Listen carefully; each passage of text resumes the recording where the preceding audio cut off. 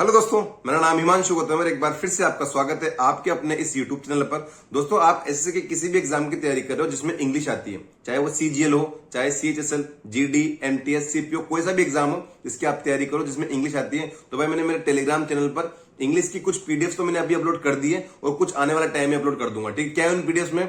एक पीडीएफ तो डाल दोस्तों मैंने ईडीएम्स की, जिसमें 1000 प्लस पिछले 4-5 सालों में जितने भी एसएससी के एग्जाम हुए हैं जिनमें जो जो ईडीएम आए हैं उनके मीनिंग के साथ मैंने वो पीडीएफ अपलोड कर दिए। एक पीडीएफ दोस्तों मैंने सिनोनिम की अपलोड कर दी कि 800 प्लस पिछले 4-5 सालों में जो सिनोनिम आए हैं उनके हिंदी मीनिंग के साथ मैंने वो पीडीएफ अपलोड कर दी। ठीक है, हिंदी मीनिंग से क्या होता है ना, कहीं ना कहीं याद करने में सहूलियत हो जाती है। ठीक है, बाकी आपको उनमें से 80% जो लोग तैयारी कर रहे हैं ना, ये मत सोचना कि भैया एंड टाइम पे इतना कैसे पढ़ेंगे। ठीक है, आपने 80% 90% तो आपको पहले से याद होगा। आपने अलग अलग मॉक के थ्रू, पीडीएफ के थ्रू वो चीजें पहले ही पढ़ रखी होगी। ठीक है, आपको लगेंगे कि 5-10% चीज नहीं लगे उनको देख लेना, अदरवाइज आपका ऑलमोस्ट रिविजन ही उनमें। ठीक है, आने वाले टाइम में एंटोनिम की या वन वर्ड की पीडीएफ भी वहां पे अपलोड कर दूंगा। ठीक है, तो एक बार के लिए आप टेलीग्राम पे जाकर जरूर से देख सकते हैं। दोस्तों, बात कर रहा हूं एमटीएस के एग्जाम की, कि एमटीएस के एग्जाम की भी डेट आ चुकी है। ठीक है, पहले आपकी सीजीएल की डेट आई कि 9 सितंबर से 26 सितंबर तक आपका सीजीएल 2024 का प्री होने वाला है। उसके साथ ही अब एमटीएस का एग्जाम भी देख लो आप कि 30 सितंबर से और 14 नवंबर के बीच आपका एमटीएस का एग्जाम हो जाएगा। ठीक है, बीच में कुछ त्योहार वगैरह आएंगे तो एक आध दिन मतलब गैप आ जाते हैं, बीच में गैप आते रहते हैं और एग्जाम होता रहता है आपका। ठीक है, तो आपका एमटीएस एग्जाम की भी डेट आ गई है, तैयारी करते रहो। तो टाइम, वैकेंसी कितनी है? वैकेंसी लगभग 10,000 के आसपास है। फॉर्म कितने? 57 लाख के आसपास है। पर मैंने आपको पहले बताया कि एसएससी के एग्जाम में सबसे ज्यादा एसएससी वाले एग्जाम में होता है। क्यों होता है भाई साहब? कि 100 रुपए का फॉर्म होता है, हर कोई फॉर्म फिल कर देता है, अटेंडेंस थोड़ी कम होती है। फिर भी अटेंडेंस अगर आधी भी रही, मान लो 30 लाख लोगों ने या 25 लाख लोगों ने पेपर दिया, तो भी बहुत बड़ी, मतलब बहुत ज्यादा लोग हैं 10,000 वैकेंसी के हिसाब से। ठीक है, फिर भी मैं एग्जाम तो देना ही है, तैयारी तो मैं करनी है। ठीक है, 30 सितंबर है और अब से लगभग 1.5 महीने का टाइम है आपके पास। क्या करना चाहिए भाई साहब? देखो, 1.5 महीने में न तो आप कोई क्रैश कोर्स खरीद सकते, 1.5 महीने में न कोई आप नई बुक खरीद कोई तैयारी कर सकते। ठीक है, जितनी ज्यादा आप अपने, देखो एमटीएस में क्या होता है ना कि प्री का पैटर्न अलग है। ठीक है, एक सेशन फर्स्ट होता है जिसमें मैथ्स और रीजनिंग आती है, 20 क्वेश्चन आते हैं।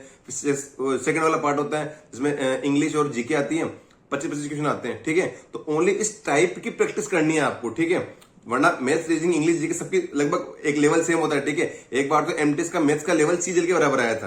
कुछ एमटीएस ऐसे भी हो रखे हैं जिनकी मैथ्स का लेवल सीजीएल के लेवल को मतलब टक्कर दे रहा था। कुछ एमटीएस एग्जाम ऐसे भी हुए हैं। ठीक है, तो भाई साहब ऐसे कोई इनमें अंतर नहीं होता मैथ्स, रीजनिंग, इंग्लिश, जीके में। आपको जो टाइप है ना इसका, उसके अकॉर्डिंग तैयारी करने की। 45 मिनट में मैं मैथ्स, रीजनिंग के 20 क्वेश्चन मतलब अटेंड करना सीख जाऊं। ठीक है, अटेम्प्ट करना सीख जाऊं, और 45 मिनट में मैं इंग्लिश और जीके के 25 क्वेश्चन अटेम्प्ट करना सीख जाऊं। ठीक है, 90 मिनट का आपका पेपर होता है। तो इस चीज की आपको प्रैक्टिस करनी है, तो इस टाइप के आप मॉक प्रैक्टिस करते रहो। ठीक है, डेली के एक दो आप इसके इस पैटर्न में मॉक लगाते रहेंगे ना, तो ऑटोमेटिकली आप इस पैटर्न से बिल्कुल यूज टू हो जाएंगे और आपको ज्यादा परेशानी नहीं आएगी। अगर आपने सीएचएसएल की मतलब मॉक दिए हुए हैं या सीजीएल के मॉक दिए हुए हैं और फिर आप एमटीएस के मॉक देते हो, तो ठीक है, तो ये चीज आपको फॉलो करनी है। टेक्स्ट बुक पे आपको इसके सारे मॉक मिल जाएंगे।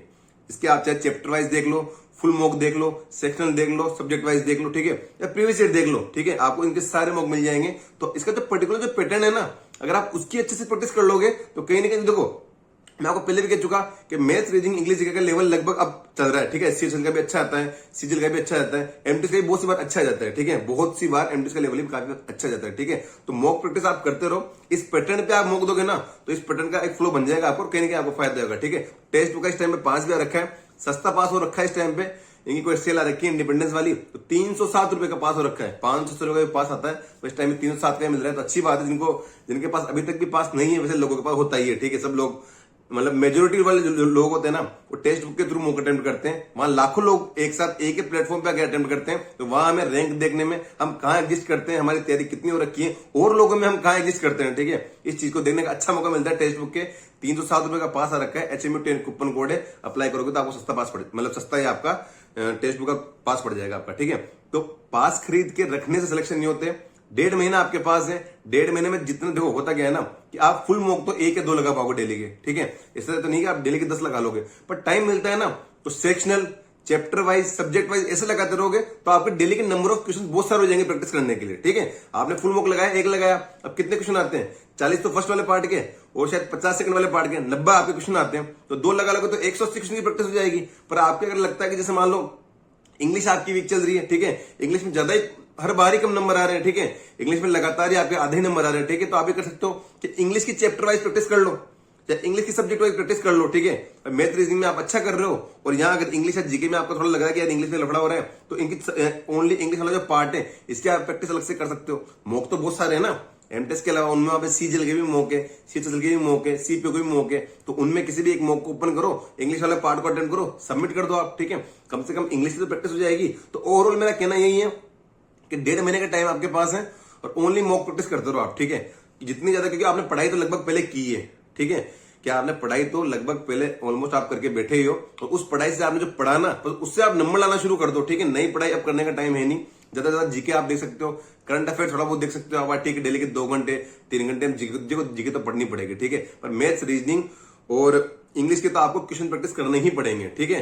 तो आप क्वेश्चन प्रैक्टिस करते रहो लगातार। यही चीज है जो आखिरी 1.5 महीने में मतलब मुझे लगता है कि किया सकती है, क्योंकि फॉर्म बहुत है, वैकेंसी लिमिटेड है और प्रैक्टिस आपको करनी पड़ेगी और ऑप्शन हमारे पास ही नहीं, ठीक है। अभी प्रैक्टिस करते रहोगे आप, फिर सीजीएल का मेंस आ जाएगा आपका, अगला सीजीएल आ जाएगा, एग्जाम लगातार एनटीपीसी आने वाला है आपका, ठीक है। तो नंबर ऑफ एग्जाम्स है, आप अपनी तैयारी को बस